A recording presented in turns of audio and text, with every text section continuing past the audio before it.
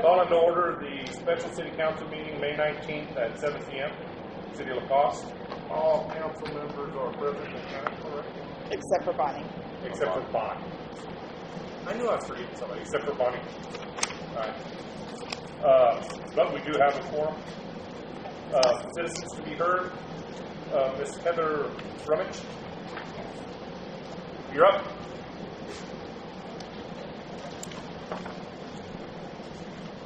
Thank you for allowing me the time to hear my concerns.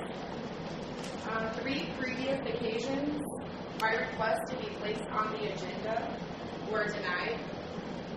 In the past, my attempts to speak with the city administrator, either in person or by phone, have also gone unanswered.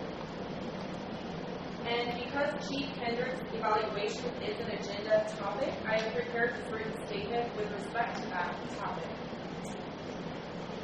Please take a second before I begin. I have prepared a copy of the oath that Mr. Kendricks signed, and I would like for you to take a second to read this, please. For those who don't have a copy, it says, I, Johnny Kendricks, do solemnly swear or affirm that I will faithfully execute the duties of the office of police officer of the state of Texas and will, to the best of my ability, preserve, protect, and defend the Constitution and laws of the United States. And this was signed in 2009. I received this by open records request. I am acting on faith tonight in you, the City Council. I am acting in faith of our judicial system and perhaps a bit of desperation. And while I am still alive to have a voice, should I fall victim to unfortunate circumstances and the threats made against me and my family's lives, including warnings from local, powerful, and civil servant leaders, I will have exhausted all of my efforts to perform my own civic duty, and I do understand the risks. I do believe, with great conviction, though, there has to be one honorable, ethical, committed, passionate human being left in law enforcement at any level who is willing to listen and help our community in crisis. On April 28th, I filed 21 official complaints with the city. I have prepared a copy to share with the public. Please read them, share them, pass them around, because I cannot guarantee that the City Council is aware. And while you're reviewing those, for those who are present, I will briefly read a few of the complaints. Chief Kendricks did not search for the bullet. On or about March 14th, Chief Kendricks admitted to me during a meeting here at the police department he had not contacted Child Protective Services regarding the safety of the 2 young children who reside in the home of the shooter, and he knows that he admitted to me that it is a foster home. He shared a memory with me when he pulled him over and ticketed the mother. The children were not wearing seatbelts, so he ticketed her and received a phone call from CPS, according to him, asking for them to help take care of those tickets. So if he knew that they were foster children, even if they're not foster children, when a shooting occurs at a residence and you don't take care of the children. The other complaint, Chief Kendricks failed to protect the bus driver of Medina Valley ISD bus number 100, which I have video of that bus going down the street during an active hunt for a crazed person, according to the chief, who is a drug addict, who just shot at 2 12-year-olds. Yet he did not safely secure the community. There were 4 elderly people that I personally led to safety as well as a place of business. And if you know that this person shoots at children, why do you not protect the scene and the community? Chief Kendricks did not protect his officers. He did not, that's another report. Chief Kendricks failed to protect the citizens of Lacoste, especially the disabled and the elderly, who freely walked in harm's way during a manhunt for Hidalgo Rodriguez. Chief Kendricks failed to conduct a proper search for a violent criminal by not setting up a parameter. He did not authorize or direct his officers to search vacant vehicles. I have him recorded telling me that he is in charge of that investigation and this is all his responsibility. Yet he failed horribly. Chief Kendricks failed to protect the Medina County Sheriff. Chief Kendricks failed to search for vital evidence. Chief Kendricks made no attempts to contact the parent of a 12-year-old victim of a violent crime, yet he was home by 5:30 p.m. Chief Kendricks told Officer Alvarez to tell me that any of the facts about this case on the evening of the shooting, when I came to find out what happened to my child, he told him... 2 minutes. 2 more minutes. 2 more minutes, thank you. So that's enough of those. Also here, I would like to present to you, I received by open record other complaints filed against the chief by his own police officers. That he wants to know about every arrest, but does not answer the phone for any other calls during the workday. He utilized all of the city's reserve officer time to call in repeatedly, broke his hand in a bar fight, is accused of retaliation. His officers wrote, all fear retaliation from chief. No patrol meetings, which was one of my initial complaints. How can you not debrief the officers that come in to serve this community? Here is a 2-page letter I will leave for your reading pleasure, written by Roland Hernandez. Years ago, how odd that my same concerns and the actions that I observe today are almost identical to what somebody I don't even know has already brought to the attention of this city council. He has been written up by the city council for failing to appear when they asked him to appear. That's also in his personnel file. Yet they did not write him up for not conducting a proper investigation when 2 innocent 12-year-old children are shot at. Please play the audio. Listen to his own words if you don't believe me. How long is this audio? Because you're out of time. Less than a minute. Okay. Go ahead. Okay, this Tuesday, and I will continue to comment until he's arrested. I understand where you're coming from. But when I told the chief that suspected shooter has done this before in the community, and it was reported and nothing was done, he pulled up the guy's name, and he said nobody has ever officially come here to complain, and it is against the law for him to banish or to show a firearm in public. So what I'm asking you to do is go get a statement, and you officially write down everything that just like had you reported that aggressive act? No, I did. I've already got a statement. He said none. I thought I made a statement. You would have had to write it out, sign it. That's why. Okay. So what, did you just tell me report it? Yeah. This now you will hear me and that other city worker confronting Chief Kendricks right in front of this building that he had lied to me, saying he never heard of Osvaldo Rodriguez, never had an incident, no open records. Even since I pulled the open records, still no record of this shooting. Yes. And he did tell me how the guy did show a gun and pulled over on the 72 car. He said he did verbally tell you about it, and that he said if it happens again, and so, well, it happened again. Okay. And he's ready to make an official statement. Okay. That was in March. My open records show no report. All right, so that's it. Thank you. Thank you. Hank, you're up. Same topic, right? Yes, sir. Yes, sir. Hello, everybody. I'm Hank Seay. Live here in Coste. Most of y'all know me. Don't normally get involved with too many things like this, but this time it happened to involve my son. This is my son, Jake, right here. This is Peyton, the 2 boys that got shot at. I wanted to be here tonight so you could put a face to a name. Even though they're very big, they're only 6th graders. I got involved in this when my boys got shot at. I came over here to the city to find out what exactly was going on. Called Chief. Made a report with him. Mrs. Brummage and I sat outside his house because there was no police presence. We waited for the young man to come back, and Miss Brummage actually saw him on the front porch of the house, and she called the police. She called me, and I told her to call the chief and get over there. I was in Devine. By the time I got from Devine to here, it took about 20 minutes. And when I come to the stop sign right here, the chief of police was sitting right here in his police car, hadn't gone to the house. I went over to the house and sat at the house for about 15 minutes. And about 15 minutes later, we had 5 Medina County Sheriff's officers show up. The chief showed up, went through the house. The guy was already gone. My concern with Chief is this. I like the chief. I'm going to look you right in the face and tell you personally, I think you're a good man before all this happened. But I have concerns about your training.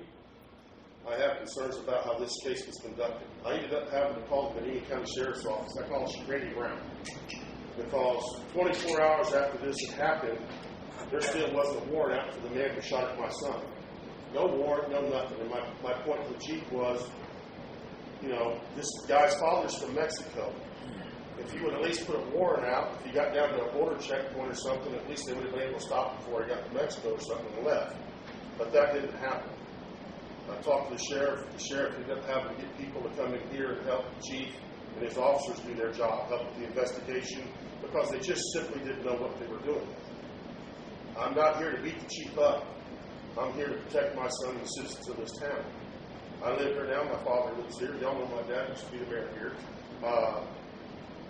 I think that if it all comes down to is not enough education for the officers to know what they're doing.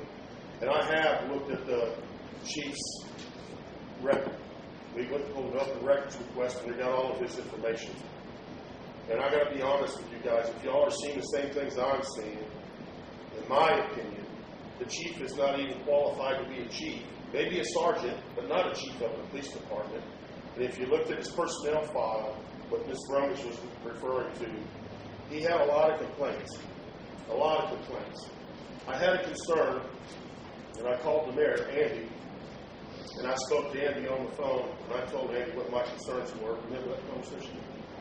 And the mayor said something to me that kind of shocked me a little bit, but I will take into consideration that he probably didn't have all the facts yet. But the mayor told me he was not going to fire that chief no matter what.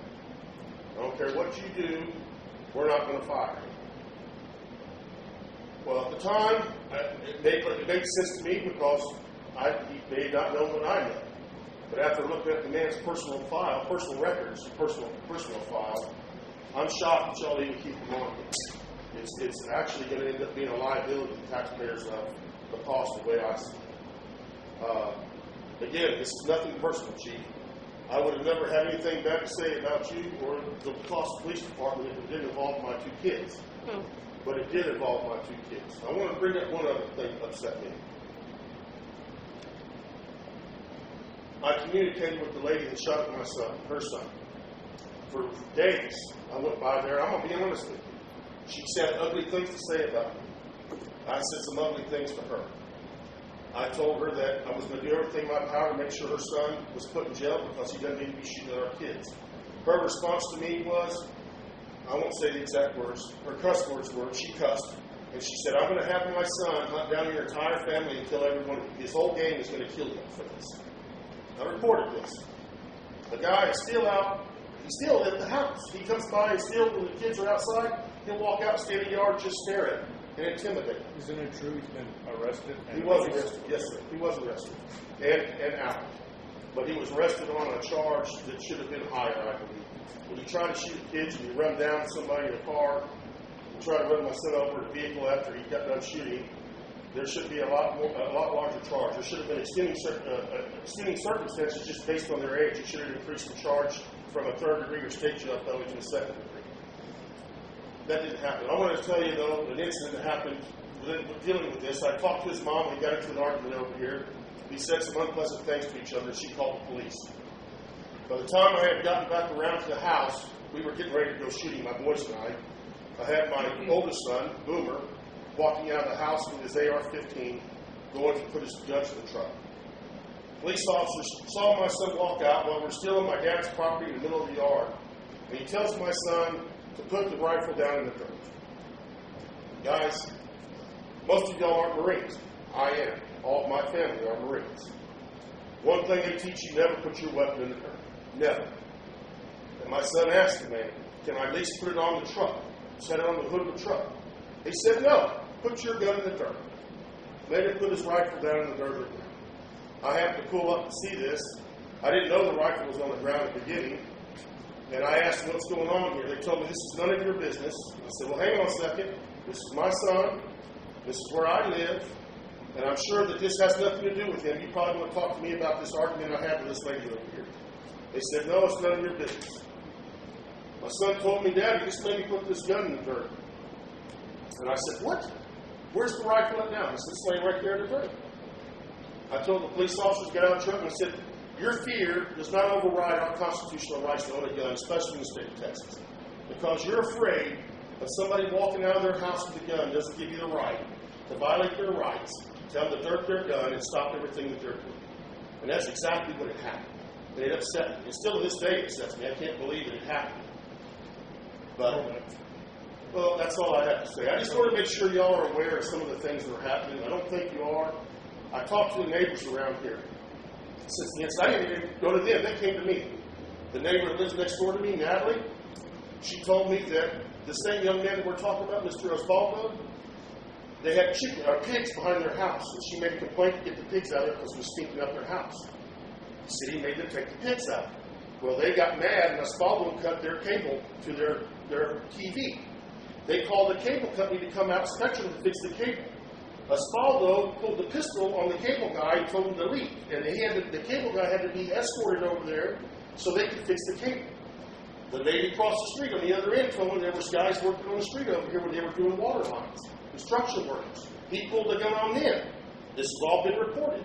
There's no police reports. My son-in-law, that lives right next door here, AJ. He works for the city. He doesn't work for y'all now. The kid pulled the gun on AJ. AJ reported. There's no police report. That's what I find shocking. I went back to pull all these reports and was hoping to see some reports on things that happened, and they're not there. So, I don't know. I think it comes down to just maybe somebody's not doing their job, but it needs to be looked into. And this next time, maybe somebody will get killed, and it'll be a lot bigger issue, and all of y'all will be liable. The taxpayers will be liable. I appreciate your time, guys. Thank you, Mayor. Thank you, guys. Mr. Mayor, you commented just now, you asked if there was an arrest. I have an update from the district attorney's office, have not received a file from him. Nothing's happening because he hasn't completed the investigation. That was from Mr. Christian. The person was arrested and released by a judge, correct? And then I got a phone call from your police department telling me, we did what you asked, it's out of our hands, we washed our hands of it. From that gentleman, do you recall that conversation, Mr. Alvarez? Yes. And you called me because the chief told you to, right? And so, if you think that making an arrest because the need was there pacifies us, it's not. All right, we're going to move down the agenda. Thank you. Item number 4, Donald was sick today, so we're going to skip that and go to item number 5. Discussion regarding revising zoning ordinance, which may include zoning districts, allowable uses, area restrictions, and building setbacks. I assume that's you, Darryl? Yes, Councilman Biederer asked that I be placed on there to discuss and revisit some of our zoning regulations, particularly those in regards to the lot width and setbacks on the property. And this is something that I've brought up, I think, before on different things that we need to revisit and go through and work on revising our zoning ordinance. And that was part of the reason with the Capital Improvement Committee, the Comprehensive Plan Committee, to update and revise the Comprehensive Plan because our zoning has to be based off of that. I sent a copy of the ordinance. You probably read over it and are familiar with it. We usually under the state law, we have to have public hearings and citizen input when we're addressing zoning because it affects what people can do with their property. And it's not an overnight deal. There are some issues that, like what I've noticed, and I think brought before council before regarding carports. Instead of granting every variance that comes through, we can pass an ordinance that allows carports in the front yard up to a certain distance. And that's something that can be remedied quickly as an amendment to the ordinance to address the issue because it's something that historically we've allowed everybody, that wants to have protection of their vehicles, to have reasonable protection of their vehicles by carports. There's What's that also, setback now? 30 foot, right? the current setbacks are 30 from the front, 5 on the side. 25 foot front, 30 foot rear. Front yard is 30 foot. 30 foot. It's 30 foot. And the rear is 25. 25 and 5 5 on the foot. sides, unless it's a corner, then it's 10. It's 10 if it's a corner lot. Front yard is 30. Sides are 5. 10 if it's adjacent to the street, that's in Yeah, the it's then supplemental. 25. And 25 in the rear. Oh, yeah, the bill, okay. It's that way on the But single family it was dwelling 5, and the- it's 5 on the sidelines, ain't it? Right, unless it's a 5. corner lot, then the side that's adjacent to the street's got to be 10. Yeah. So I was thinking about that a little bit once this came up, and that 5 foot setback to me makes it a little challenging if you have fires next door. Yeah, well, to get you the 10-foot separation to negate needing fire-resistant construction under But the that's really under the not code. enough. Can't really get in there. It's They not usually really got a fence in the enough. back. Most It is places not in other separate municipalities access, are going to it's 10 for- foot on each side, which gives a 20 foot 20-foot separation. separation between the homes. What's the state law requirement? They're all different. It's all, Yeah. it's the state's adopted code. I think it's the 2015 edition that we have, and it's, I think 10 foot. And as you get closer, it just requires fire resistant construction because you have like commercial buildings that a lot of times have a party wall that are across multiple lots. So I mean, it's not going to pertain to homes that are already built or anything, of course, but new construction or anything that's out there. Well, if someone comes in to get a permit for a new building, then it would apply. But I just think that to be fair to the neighbor, that 5 foot is not enough distance to keep anything to happen to that building. I think you were looking at new development coming in. New development as So well, yeah. we could do something in our subdivision regulations on new plat requirements that come in and leave this because we have so many lots that are already built upon in town that are the 50-foot width lots. Yeah, we could do with that. the 10 foot because Can we do that you're just for gonna new you're gonna construction? create encroachments. New construction. You're gonna For new create subdivision, not new construction, but new subdivision. wait a minute. Well, I mean, it's going to apply to everybody. If Yeah. you substantially Because you can't change. change, then you'd have to meet the new code. If How you can you tore how down- can you make it different from what's vacant lots we have now to Well, what new lots are coming? the city's essentially completely platted. Aside Well, from yeah, by the trailer but parking is and that everything considered? else. I mean, will we do new And platting too? We Like on subdivision? can't do zoning outside of our city limits in our ETJ. So we can set provisions on lot sizes, but we can't regulate use, we can't regulate setbacks, we can't require building permits, we can't do any of that. But you can require larger lot areas Correct. under our subdivision provisions. But I think the issue with changing it to the current zoning classifications for properties that are currently zoned that way in town is you're going to create encroachments that later on title searches are going to come up and your house is encroaching in the setback. And you'll have to go through a document that was pre-existing before and it's pre-existing non-conforming use. But if the house ever burns down and they want to rebuild it, at what point do you start enforcing that new setback? So those are the challenges kind of we have to consider as we work through it and how we want to address that. So we probably need to have some workshops on it or get the input from our comprehensive plan committee, have them look at the zoning, get their opinions and stuff, and have some workshops, and then get public input on it on how we're going to. But that would be something that's outside of the city limits.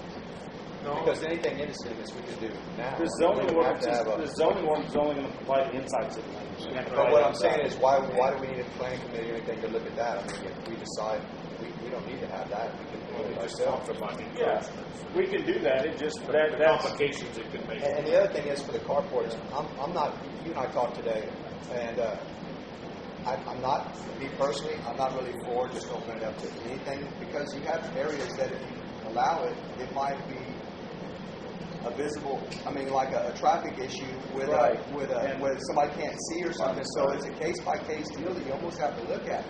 And I think the way I understand it is, it's up to us to look into see, just because we do it for one don't mean, it depends on a case-by-case deal. Right, but variances can only be granted when it's a unique situation to that property that's not created by the property It's owner. not created an issue for other So property if the residents, property right? owner would have had the house built further back, or the previous one had, and they would have had room to put it, then this is a self-created issue with it.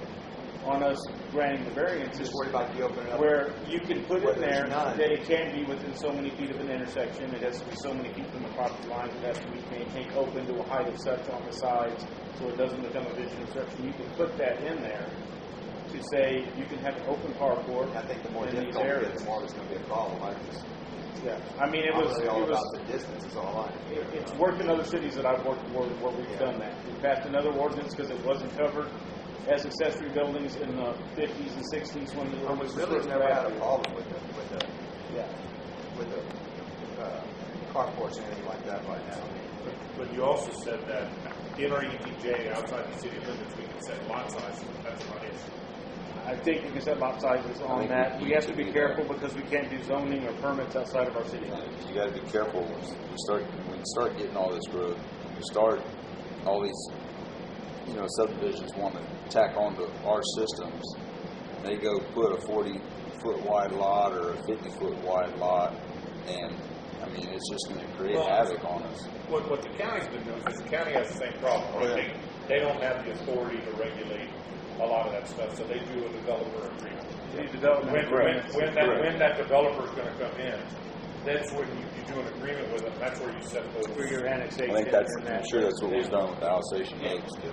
Right. And that's what I heard. and that's how you govern that in an area where you don't really have governmental authority. You have authority to help enable them to do the development, but you put conditions. Right. You give them some concessions in exchange for them abiding by your regulations. That's what you're saying, because utilities could be a big problem. Oh, absolutely. Yeah, and we do have authority to require customer service inspections, tobacco test reports and stuff, things that pertain to utilities. So we can require them to have, submit reports that there's no hazard to our system, but that's pretty much the limit on as a water provider. So what do you want to do on that? So that's what, I don't know where we want to move forward from here. If we want to schedule a workshop and sit down and go over and mark stuff up, or look at how I'd be open to that. to do it, or Would we do that as a council or through the committee?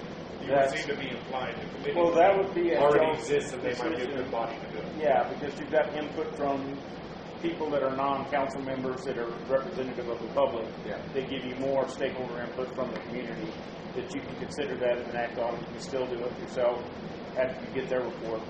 Or But do it's we want just to do a it time as a frame. council? We can do it as a council. It just depends on how fast we want to get it taken care of. Because I don't know if you've noticed, I think it's noticed. no, the committee's met once. Once. I know. Council's met twice since you know, Yeah, I'll add. I've got the information to send y'all to get another one scheduled. Okay. No, I'm just saying, when you say quick, that's a word that doesn't really apply. Sometimes you. Oh, that's pretty. That's quick. That's aggressive. Yeah. I mean, What we can make problems, it quick. what if it's problems important. would it be to change setbacks on the side setbacks to 10? I mean, what kind of problems do you see coming out of that? Well, aside from all of the existing buildings that are Yeah, active, I'm not talking about the existing, because they're all Yeah, getting bothered. That's not the No issue. concern there. Everybody who's got buildings in that now is fine. Yeah, the lots in town that are 50-foot wide, you're taking 20 foot of that in setback, so you leave them 30-foot building area. If they have to say But again, it's not about But- them, it's about their neighbor, that if something happens to that house, you're jeopardizing that person. Well, I don't want to do anything though that threatens the value of that property for those landowners, right? They've invested, they bought it, and if you're going to say, hey, you can only put a 30-foot wide house on here, are they going to be able to do that and sell it and get value for that land, right? Right now they can do a 40-foot house, which is, that's 25% bigger, right? So you're taking 25% of the width away on a 50-foot lot. Well, that's what I would want to think long and hard before we did that. If that's what we want, I mean, if we want to look like a subdivision of San Antonio and allow houses to be where you can I shake don't know each why other's we hands. have 25-foot wide lots in this town, but that Well, predates all of us. those are on Those the predates industrial all of us. side of things, but I mean, you can just look at it even in the neighborhood where we're at. My block is 60-foot wide lots. But keeping The in next mind one that is, plat and then was the done in next one 1890s. gets to be Oh, yeah, 50-foot. Even Yeah, like his long time block ago. would be 50-foot lots. So But stick 5 homes on or And 6 that's what we homes have on to that. join and replat, so we're combining lots, and there's a lot of them that have taken advantage of We that. should just outlaw real estate agents. Hey. No. Can't do that either. I mean, I just want to, I'm not opposed to it, I want to be No, I hear you cognizant on of that. people's, Yeah. the value people have. And I can do a little research on it, on I what wouldn't possible know how to pitfalls figure it or out. whatever there may be in changing the regulations for that. or maybe we can go somewhere where, maybe we can go in the direction of if the lots are owned by somebody, I mean, if that you person, maybe Yeah. once that sells, then it changes to that or whatever. I don't know. I mean, if One- you've got somebody flat that all day long. wants to build a masonry cinder block house with a metal roof, it's all non-combustible for our fire resistance rating, but they got to be 10 foot away, even though they're improving their fire resistance rating on it. And they may have 3 lots and they want to build 3 of them, but sorry, you got to be 20 foot apart. It's just hard for y'all to get around. If you got a fence and you got a house Yeah. at 5 foot, you drive hoses and yeah. everything down that to take care of that house. What I do you don't do that no more, but yeah. Well, I know, but understand. you know just as good as anybody sitting here about what the, Yeah, Ernie and I both been there. Yeah. Fire service. yeah, but I mean, And it's access. hard, it's hard to, Protecting exposures and things like that. or stretchers or burn Yeah, anything. oh yeah, it's down. very difficult to get through there, because they're gonna put a fence in there somewhere, Yeah. the yard fence, and so you're, the And actual then, 5 you feet. got to realize if you got an air conditioning system, which they do, Yeah, now yeah. you drop it, that comes out Another 3 3 foot or feet. 4 foot, you can't get around it. Nope. Go right over it. Yeah. The house on fire. Or somebody, you got to take a stretcher or something. I mean, there's a lot of issues. there's a lot of That's issues why a to lot get of into. municipalities are changing that. They're platting them in the 10 foot lot lines. Well, let's, And we can look to their, the way that they're proceeding with it too. Like I said, I can do some research on something. I mean, let's put this on next month's agenda and revisit it, unless we want to specifically give it to the committee that's met one time. I said, let's leave it in council for now. Yeah, that's where I'm at. I would say we leave it here, and if we have the next meeting with the other group, we can discuss it there too, and just see what Yeah. we want to do. But I don't, that one I see taking a lot longer than Yeah, this it's going year. to be longer than what this should be. Yeah, yeah. You know, and maybe what we do is we start with minimum lot sizes or whatever in the ETJ, something that's easy, that we don't have to, we're not impacting current folks as much. Although there are people who own that land too. I believe in America, you should be able to do with what you want, your land what you want. Well, it's just what the only other infrastructure thing can I hold just thought too. of- I know. That infrastructure we have, Well, our we're infrastructure maxed ain't gonna out. hold anything. The only other thing I thought about is if someone wants to do an addition, say expand their, or add on their bedroom or something, and they want to match the existing wall of their house, they're going to have to come in 5 more feet to meet the new requirements because of the setback differences of the buildings there. That's grandfathered, but the new construction can't be within that setback. I mean, that would be a variance, right? But it can't be a self-created hardship. So if you have to find something unique to that property that not everybody else has to, otherwise everybody would have to meet that new setback So right to now- get that, to gain that 10 foot. Conceptually, but when have we never not granted a variance? So, I It know. is always evaluated. I That's know. why we evaluate So them now- based on resources. So now, if Just the talk carporting reality. variant has to be the process you got to go through, that we talked about. Yeah. So, okay. All right, I'd like to move. And the move individuals on, know about that? Okay. If y'all are good enough. Yeah. The rest of y'all ready to move on? Item number 6, discussion of possible action on approving ordinance 05-1822-01, changing the zoning classification of 11804 Schnapps Drive, further described as from C Commercial District to A One Family Dwelling District. This is the ordinance when we had the public hearing and approved the change of zoning classification for Diagonal Daycare to residential. We have to do that by ordinance. So I'd like somebody to make a motion. Not you, you can. I make a motion to approve ordinance number 051822-01 to change the zoning classification of 11804 Schnapps Drive, further described as from C Commercial District to A One Family Dwelling District. One second. All in favor? Okay, done.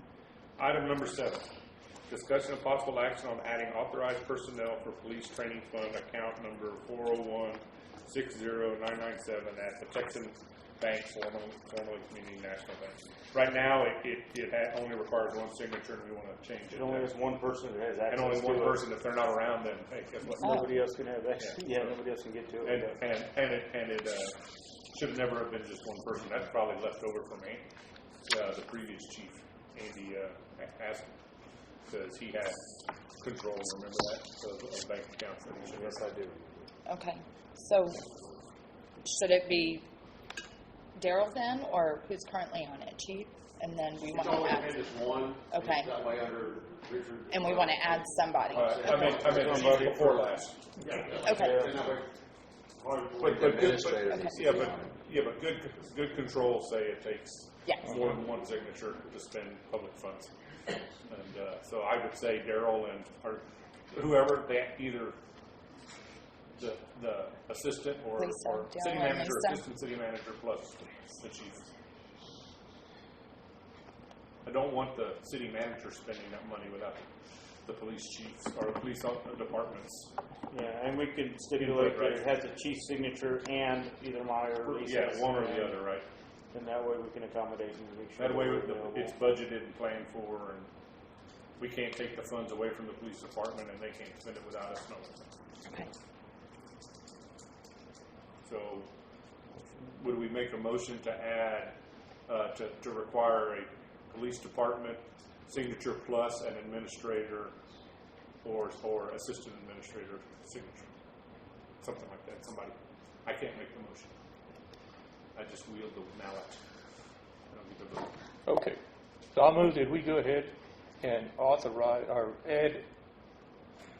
change account number 401-60977 at the Texas National Bank, formerly Community National Bank, to require to have two signators for each check, one being the police chief and one being either the city administrator or the assistant city administrator. So just to correct, the motion's 401-60997. I think you said 977. And they're not the Texas National, it's a TXN. TXN, the TXN Bank, formerly the Community National Bank. That's fine. They change so often, it's hard to tell. It's read into the record. Yeah. Okay. Okay. Second? I'll second that. All in favor? Done. Move on. All right, next item on the agenda is discussion on status of the coronavirus local fiscal relief funds. I asked Daryl to put this on because I get these emails saying, hey, we haven't got anything from you people, and we needed it by 4:30 or whatever. But then when you read, nobody's, the system's backed up and clogged. But I thought it's been a while since we talked about what we're doing with those funds and where we're in a status of it. So. Yeah, and they had a very lengthy process in verifying my identity for me to even get access. I had to have driver's license, social security cards, either an insurance card, utility bill. I had to have a video chat with them, show the cards during the chat, and everything else to be able to get access for the U.S. Treasury Department regarding these funds. And I've left messages with the U.S. Treasury Department and Texas Department of Emergency Management regarding the reporting and documents that they're having submitted. It seems the ones that they're looking for are the money that they initially gave us, if we've spent it, and what did we spend it on, and we haven't yet. So I'm intending to have the request for proposals for the radio read meters and smoke testing in next week's paper to start receiving those. I'm also getting some quotes and getting some information about a generator at well site 2 that's given right now. Well 1 being down, there's no secondary power source for that. Even if it's stub outs, but just getting some other projects lined up with costs that we might be able to use these funds for, and then we can identify our priorities. And I thought we had wired well number 2 to the generator at well 1. They were incompatible because they're two different voltages, so they can't run off the same generator. Okay. Speaking of that stuff, do we have spares for the wells? No. We've had in the past, but what went down last weekend, we didn't have spares. We have 2 of them. I understand that, So but we were down a well. do we need to talk about having spares? So we're talking about it. Yeah. Well, and 2, that's what was such a big deal about getting this into local agreements. That's not this agenda. I know. We'll talk about that in the administrator report. Unless it's use of release funds, yeah. Well, that's what we were talking about, of course. Correct. And that's gonna be a longer discussion. Good. So, we're not in danger of losing access to the funds anytime soon? From what I told, because of the change in administration and everything, they're like, no, that's an understandable reason why y'all haven't gotten all of this done yet, and nobody has expressed there being any concerns with us having an issue. I just don't wanna get all excited about radio read meters and then they say, oh, sorry, your money's gone. Yeah, Maybe that's a somebody shame else. to do. Yeah. Yeah, that was the main reason I asked, just to make sure that I've been making calls all week around. we know what everything those else. deadlines are for when you actually have to submit what your plan or whatever. Right. Okay. All right, so now City Council's going to go into executive session, so we're closing regular session. City Council will meet in executive session to discuss personnel matters, Texas Government Code, Chapter 551.074, Part A, Part 1, to deliberate the appointment, evaluation, reassignment, duties, discipline, or dismissal of a public employee. Subject is Chief of Police. Also, the Council will meet in executive session to consult with the City Attorney, Texas Government Code 551.071, to obtain legal advice on WRM landlord consent agreement. So, at this point, we're going to close the open meeting, and so everybody's got to step out. I don't know how long this is going to take. You're welcome to hang out. If it's 10 minutes, great. If it's 30 minutes, you're going to be hot. It's hot out there. Thank you for your time again, guys. Appreciate y'all. Feel free to wait and come back if you want.